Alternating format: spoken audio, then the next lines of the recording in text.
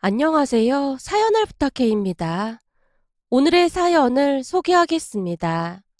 어느 날 한 카페에서 고객과 상담을 한 뒤 한숨을 돌리고 있었는데요. 제 옆에 있던 어떤 남자가 제 이름을 불렀어요. 저기 혹시 윤서준 씨 아닌가요? 네? 맞는데 누구시죠? 혹시 땡땡 고등학교 나오셨죠? 네, 맞습니다. 남자의 말에 제가 그 남자의 얼굴을 멀뚱멀뚱 바라보고 있었는데요. 전혀 기억이 나지 않았습니다. 서준아, 나 방영주야. 나 기억 안 나지? 어? 방, 방영주. 기억난다. 방영주라는 이름을 듣자마자 떠오르는 단어가 있었는데요. 바로 방자라는 단어였습니다. 방영주는 제 고등학교 동창입니다. 성씨가 조금 특이하다 보니 친구들이 형주를 놀리곤 했는데요. 형주는 친구들에게 방자라고 불리곤 했어요. 형주는 또래에 비해 몸도 많이 왜소하고 성격도 많이 내성적인 편으로 친구들과 잘 어울리지 못했던 것으로 기억이 납니다. 물론 저도 형주와 대화를 한 적이 많지 않았던 것 같은데 형주가 저를 기억하고 있다는 사실에 그저 놀랍기만 했어요. 형주의 말에 제가 잠시 허둥지둥대고 있었는데요. 그런 제 마음을 눈치라도 챈 모양으로 빙그레 웃으며 형주가 말했어요. 괜찮아. 사실 내가 워낙 조용한 편이라 기억 못하는 거 이해해. 미안해. 근데 이름은 분명히 기억이 나긴 해. 근데 넌 여전하구나? 뭐가 여전하다는 거야? 내가 널 기억하는 이유가 뭔 거 같아? 학교 다닐 때 네가 나 도와주고 그랬었는데 넌 기억 안 나지? 내가? 네가 뭘 도와준 게 있다고 그런 말을 해? 형주의 입에서 생각지도 못한 말이 나왔기에 약간은 미안한 듯 제가 말을 했는데요. 사실 말이야, 내 성이 너무 특이해서 친구들이 다들 나를 방자라고 불렀었잖아. 그건 너도 기억나지? 어? 기억나지. 근데 이상하게도 넌 나한테 단 한 번도 방자라고 부르지 않더라고. 난 그게 참 신기했어. 그때 당시에 선생님들조차도 날 방자라고 부르곤 했거든. 근데 넌 항상 날 형주라고 불러줬어. 형주의 말을 듣고 나서야 문득 예전의 일들이 떠올랐습니다. 언젠가 한 번은 친구들이 형주에게 방자방자 하면서 한껏 비웃은 적이 있었는데요. 멀리서 보니까 형주가 금방이라도 눈물을 떨어뜨릴 것 같은 얼굴이었어요. 그때 당시 형주와 저는 친한 사이는 아니었지만 그런 형주의 모습을 보고 마음이 아팠던 게 기억이 났습니다.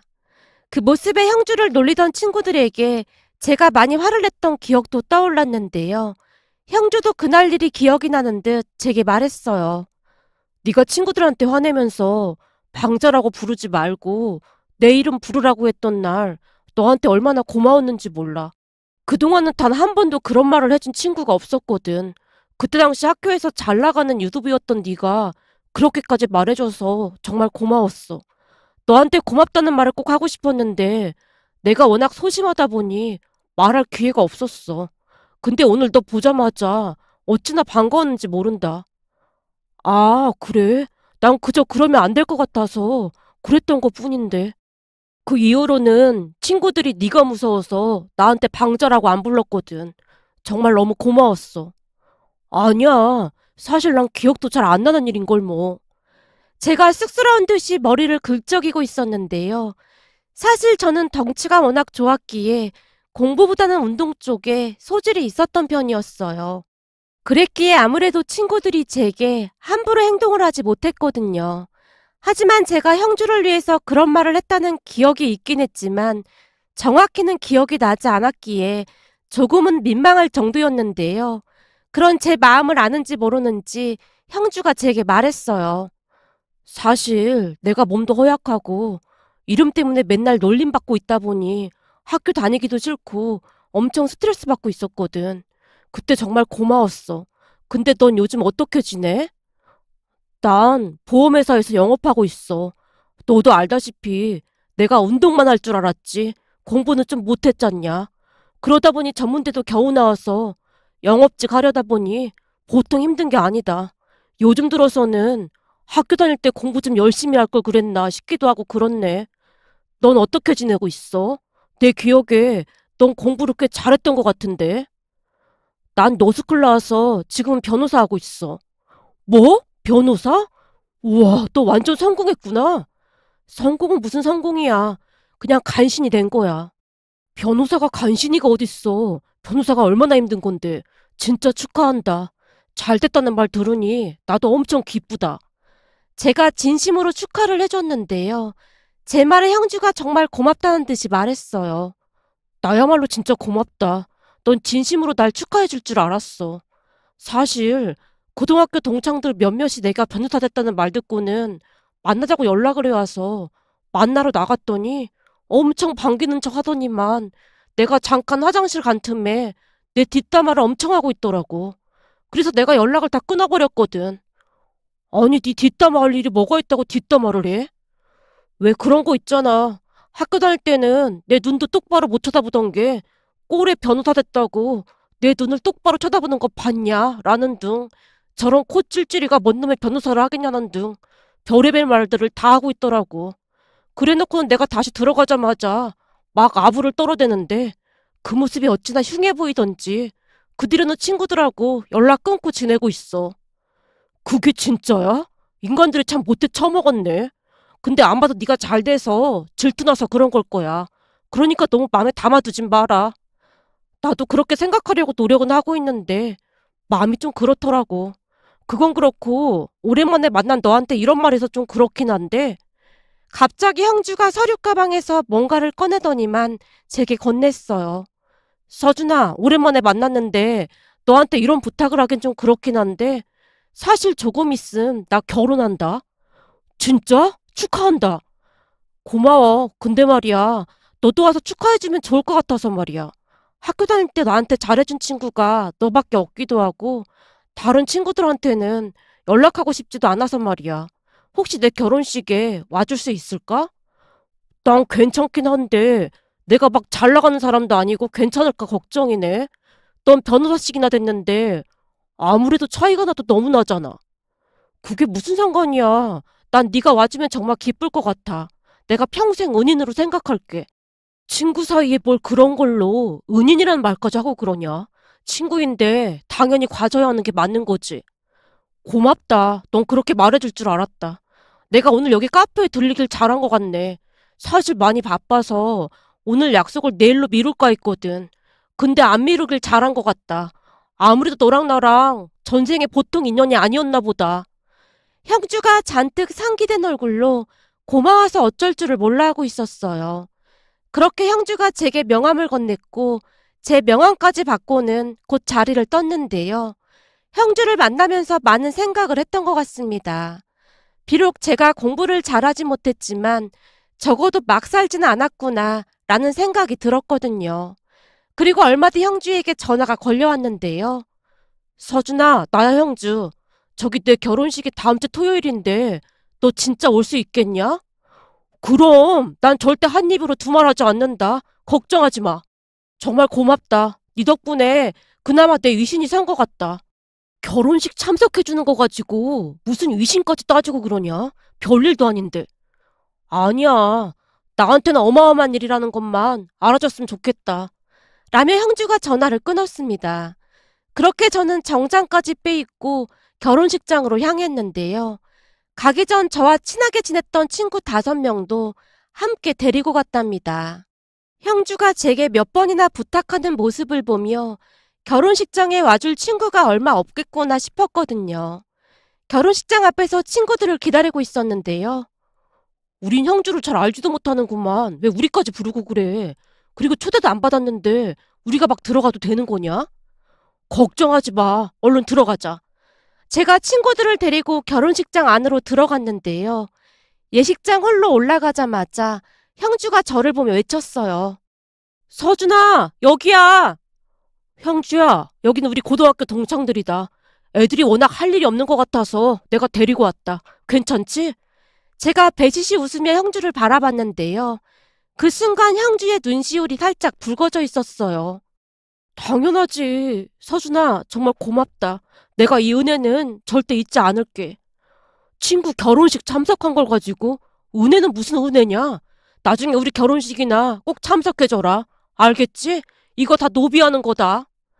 그건 당연한 일이고. 아무튼 다들 너무너무 고맙다.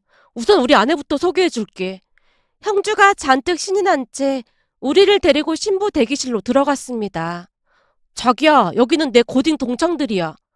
안녕하세요. 이렇게 찾아주셔서 정말 감사합니다. 아닙니다. 정말 축하드립니다. 우리가 형주 아내에게 축하 인사를 건넨 뒤 예식장 홀로 들어갔는데요. 제 예상대로 신부 측 사람들은 어마어마하게 많았던 반면에 신랑 측은 조금은 초라해 보였다고 해야 할까요? 암튼 그 모습을 보며 형주의 마음이 이해가 되기도 했습니다. 왜냐하면 신랑 신부 친구들 사진 촬영을 위해 나오라고 해서 앞으로 나갔는데요. 신부 쪽 친구들은 어마어마하게 많았지만 신랑 측 친구들은 저희를 포함해서 몇 명 되지가 않았습니다. 형주 부모님조차도 우리 손을 붙잡고 몇 번이나 감사 인사를 했거든요. 그렇게 형주는 무사히 결혼식을 올렸습니다. 결혼식이 끝나고도 형주가 제게 고맙다는 인사를 몇 번이나 했는지 모르겠네요. 그러다 어느 날 퇴근을 하려고 준비하고 있었는데요. 형주에게 전화가 걸려왔어요. 서준아, 나야. 잘 지냈지? 혹시 말이야, 이번 주 주말에 시간 괜찮아? 이번 주 주말에? 시간은 괜찮은데 무슨 일 있는 거야? 아니, 그런 게 아니라 우리 아내가 너를 집으로 초대하고 싶다고 해서 말이야. 나를? 재수씨 불편하게 뭘 그렇게까지 해. 아니야. 우리 아내가 너무 고맙다고 너를 꼭 초대하고 싶대. 내 결혼식에 왔던 친구들도 다 데리고 와도 되니까 다들 굶고 와라. 우리 아내가 단단히 준비할 거라고 했거든. 형주의 목소리가 춤을 추고 있었어요. 그렇게 얼마 뒤 친구들과 함께 형준의 집으로 갔는데요. 신혼집을 보고는 우리 모두 놀라서 기절할 뻔했답니다. 아파트가 어마어마하게 고급 아파트였거든요. 뭐야, 완전 고급 아파트인데? 결혼식장도 어마어마하던데 집도 완전 장난 아니네. 그러게, 형주 완전 성공했나 보다. 사실 처음에는 잘 알지도 못하는 동창 결혼식에 왜 가야 하나 싶었는데 그런 생각했다는 게 좀 민망하다. 나한테도 이렇게 잘 나가는 친구가 있다는 게 무지 뿌듯하네. 어느새 친구들의 표정이 많이 달라져 있었어요. 우리가 초인종을 누르자 형주와 아내가 반갑게 맞아줬는데요. 집 안으로 들어가서 차려진 상을 보니 먹음직스러운 음식들이 가득했습니다. 거기다 신혼여행 중에 우리 선물까지 사가지고 왔다며 형주가 우리에게 고급 양주를 한 병씩 주기도 했어요. 얼떨결에 선물까지 받은 친구들 입이 귀에 걸려 있었는데요. 기분이 좋아진 친구들과 형주가 신이 나서 대화를 하고 있었어요. 그러던 와중에 형주 아내가 저만 따로 불러서는 제게 말했어요. 저기 서준 씨, 정말 감사해요. 서준 씨 덕분에 우리 남편 표정이 많이 달라졌어요. 제가 한 게 뭐가 있다고요? 아니에요. 사실은 결혼식 전에 남편이 친구가 한 명도 안 올 것 같다면서 하객 대행업체를 불러야 하나 하는 걱정까지 하고 있었거든요. 근데 서준 씨를 만나고 나서부터 얼굴 표정이 바뀌었어요. 정말이지 너무너무 감사해서 꼭 감사 인사 드리고 싶었어요. 친구인데 당연한 거죠. 그리고 학교 다닐 때도 서준 씨가 우리 남편을 많이 도와줬다고 들었습니다. 아닙니다. 제가 도와준 게 뭐가 있다고요. 너무 그러시니까 제가 쑥스럽네요. 아니에요. 이 은혜는 절대 잊지 않겠습니다. 형주 아내가 제게 고맙다는 인사를 했는데요. 그 모습을 보며 형주가 아내를 정말 잘 만났구나 하는 생각마저 들었답니다. 그리고 그때부터 제 인생이 조금씩 바뀌게 되었는데요. 서준아, 우리 아내랑 내가 생명보험이 없거든? 그래서 너한테 들고 싶은데 괜찮겠냐? 뭐? 생명보험? 근데 진짜 생명보험이 없는 거 맞아? 혹시 나 실적 올려주려고 그런 건 아니야? 아니거든. 그동안은 딱히 믿고 맡길 사람이 없어서 못 들고 있었거든. 근데 네가 보험회사 다닌다고 하니까 우리 아내가 같이 들자고 해서 말이야. 거기다 내가 일하고 있는 법무법인 직원들도 보험을 들고 싶다고 하는데 언제 한번 시간 내서 와줄래? 형주야, 나 도와주려고 그런 거라면 안 그래도 된다. 너 대체 무슨 소리라는 거냐? 진짜 필요해서 드는 거야. 나중에 혹시 무슨 사고라도 나면 네가 잘 알아서 처리해 줄 거잖아. 내 친한 친구가 보험일 하고 있다고 하니까 다들 소개해달라고 난리도 아니다. 우리 와이프 변호사 사무실 직원들도 보험 필요한 사람들이 꽤 있는 것 같더라고. 암튼 가능한 날짜 나한테 미리 말해줘. 알았지? 형주의 말에 제가 알았다고 대답을 한 채 전화를 끊었어요. 사실 그동안은 보험회사를 다니고 있긴 했지만 실적이 좋지 않아서 그만둬야 하나 고민이 이만저만이 아니었는데요. 그런 와중에 형주의 전화는 마치 담비와도 같은 소식이었다고 해야 할까요? 그 뒤부터 제 삶은 180도로 변하게 되었는데요. 정신을 차릴 틈도 없이 여기저기서 전화가 걸려오기 시작했거든요. 덕분에 저는 단숨에 보험왕 자리까지 차지한 채 회사 내에서 유명인사가 되어 있었어요. 어느 날은 제가 형주와 저녁 약속을 하고 참치횟집으로 갔습니다. 형주야, 진짜 고맙다. 요즘 네 덕분에 먹고 살고 있는 것 같아. 너한테 너무 고맙고 미안하고 그렇다. 고맙긴 뭐가 고맙냐? 내가 소개는 해줬지만 그 사람들 그렇게 만만한 사람들 아니다. 근데 네가 워낙 잘 상담해주고 그런다고 다들 칭찬하더라고. 역시 내가 친구 하나는 잘 뒀다니까. 누가 그런 말을 하더라. 소중한 친구 한 명만 있어도 성공한 인생을 산 거라고 말이야. 난 너한테 그런 친구이고 싶다. 넌 진짜 멋진 친구야. 네가 내 친구라는 게 얼마나 자랑스러운지 모르겠다. 아니다. 나야말로 네가 나를 그렇게 생각해주니 진짜 너무 고맙다. 그렇게 우리는 시간 가는 줄 모르고 즐거운 시간을 보냈습니다. 그 뒤에도 제 전화는 불이 날 정도였는데요. 이 보험이라는 게 진짜 신기하기만 하더라고요. 제게 만족한 고객들이 또 다른 분들에게 저를 소개하고 또 소개하고 하면서 실적이 하루가 다르게 늘어가고 있었거든요. 제가 돈을 벌자마자 가장 먼저 했던 일이 있었는데요. 우리 부모님 건강검진부터 해드렸습니다. 그동안은 사는 게 워낙 팍팍했으니 제대로 된 건강검진을 받아본 적이 없던 부모님이었기에 유명 대학병원에 예약을 했다고 하자 걱정스레 제게 물었어요. 서준아, 내가 듣자하니 그 병원이 그렇게 비싼 병원이라고 하던데 뭐하러 그런 대로 했어? 우린 그냥 작은 병원에서 해도 충분한데. 엄마, 요즘 엄마들 잘 나가니까 아무 걱정하지도 마. 요즘은 말이야, 건강이 제일 중요한 시대야. 돈 있는 사람들은 다들 건강관리부터 한다고 하잖아. 이제부터는 내가 엄마 아버지 건강 책임질 테니까 아무 걱정도 하지 마.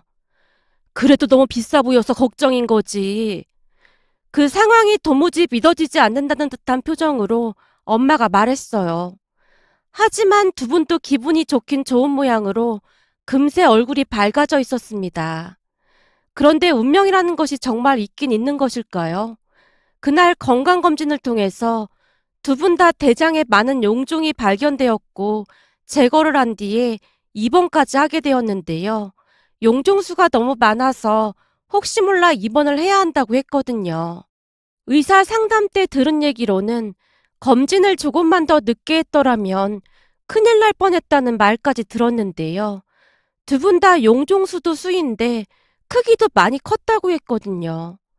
그 말을 듣는데 어찌나 가슴이 아프던지 콧등이 시큰해질 정도였습니다. 부모님이 그 지경이었음에도 신경 쓰지 못했던 것이 너무나 죄송스럽기만 했거든요.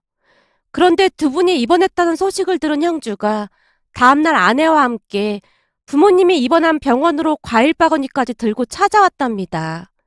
그 모습에 어찌나 고마웠는지 모르겠네요. 그렇게 형주와 저는 시간이 지나면 지날수록 둘도 없는 친구 사이가 되어갔습니다. 그러던 어느 날 기가 막힌 일이 일어났는데요.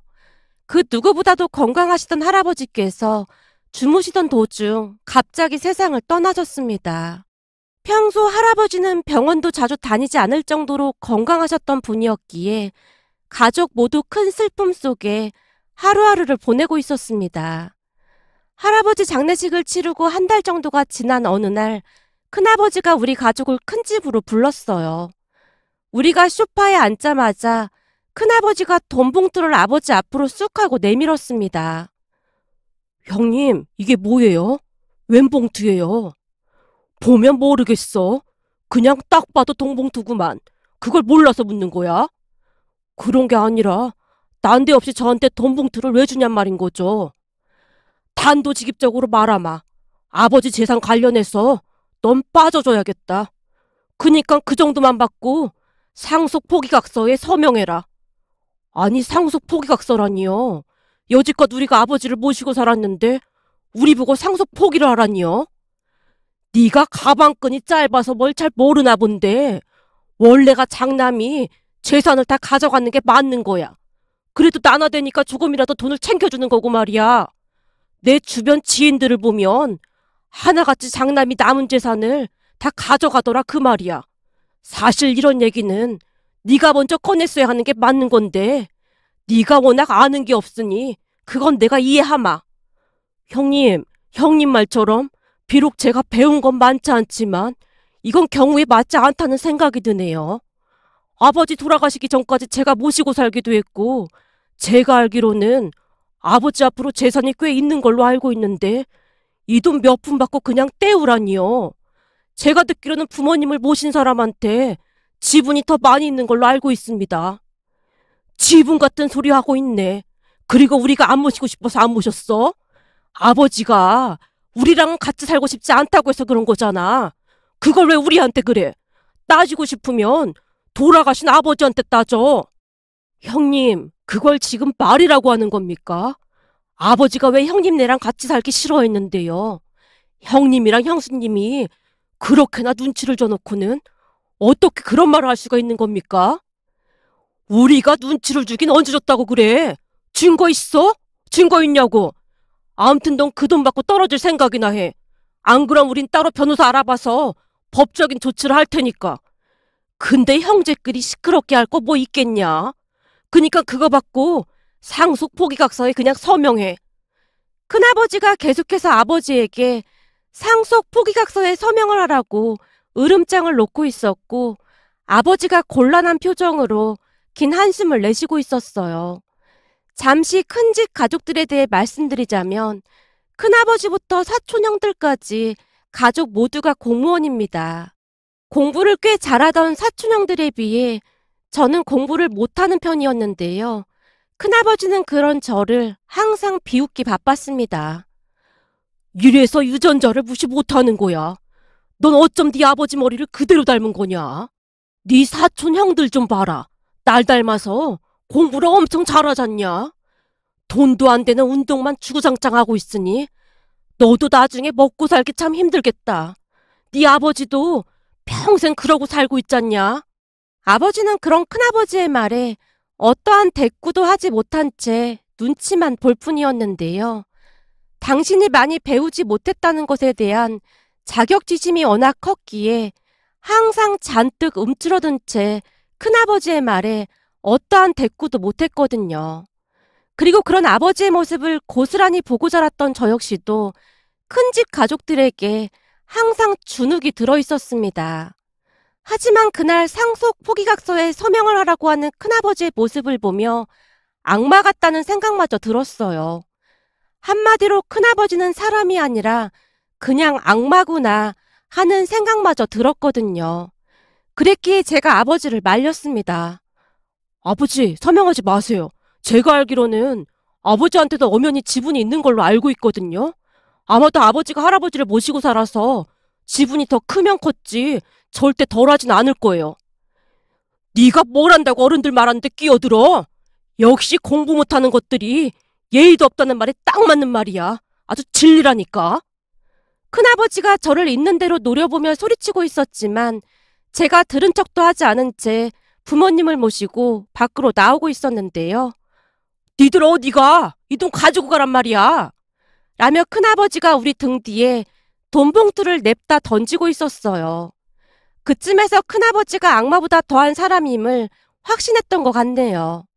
그 뒤 저는 친구 형주를 찾아가서 자초지종을 말한 채 도움을 요청했습니다. 큰아버지가 장남이라고 재산을 다 가져가는 것 자체가 말이 안 되는 거잖아? 당연하지. 법이 왜 있는 건데 그런 거 막으려고 있는 거 아니겠냐? 내가 알아서 잘 해결할 테니까 아무 걱정하지 말고 있어. 넌 나한테 아버님 전화번호는 알려주고 가. 형주의 말에 아버지 전화번호를 알려주고는 그곳을 나왔어요. 그렇게 며칠이나 지났을까요?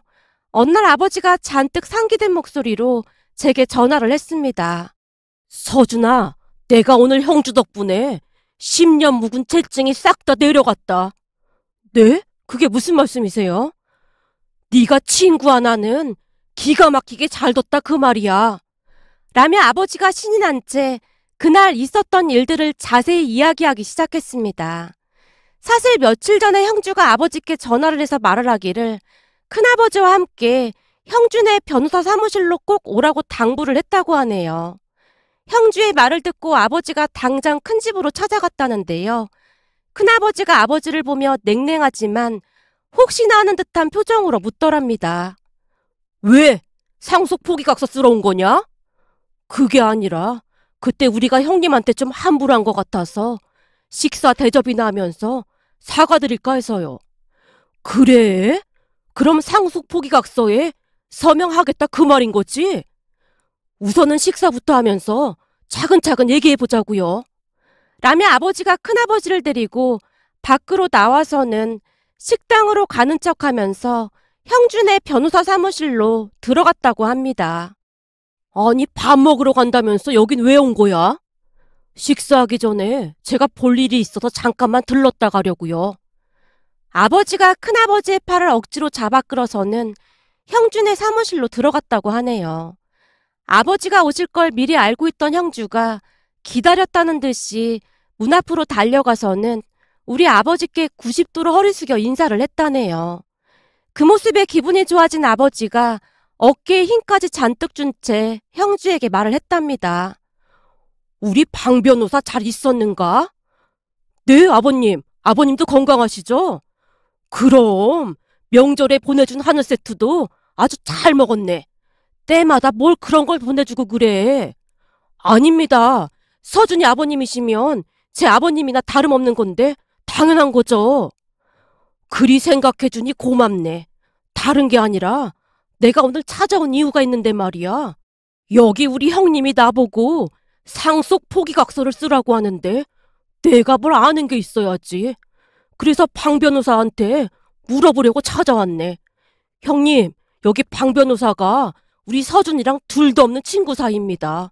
다른 변호사 알아볼 것도 없이 우리 방 변호사한테 물어보면 다 해결될 겁니다. 뭐? 서준이한테 변호사 친구가 다 있었어? 아니, 보험팔이 주제에 어떻게 변호사 친구가 있을 수 있어? 그때까지도 큰아버지가 비아냥대며 말을 하고 있었다는데요. 곧 형주가 큰아버지 앞에서 재산 상속에 대해 정확히 명시했다고 합니다. 잘 들으셨죠? 앞으로는 제가 우리 아버님 변호사니까 하신 말씀 있으시면 저한테 하시면 됩니다. 큰아버님도 다른 변호사분 알아보신다고 들었습니다. 변호사 알아보시면 제 전화번호 전달해 주시고 저한테 연락하라고 하시면 됩니다. 그런데 이런 건 그냥 답이 나와 있는 거라 변호사 비용만 나갈 것 같긴 한데 아무튼 변호사 알아보시면 연락 주시죠. 평소 우리 아버지를 하찮게 생각한 채 재산을 꿀꺽하려던 큰아버지가 크게 놀란 건 말할 것도 없었다는데요. 그동안 계속 당하고 살았는데 그날 사색이 된 채 서 있는 네 큰아버지 얼굴을 보니 10년 묵은 채증이 내려가는 것 같더구나. 세상 살다 보니 나한테도 이런 날이 다 오네 그래.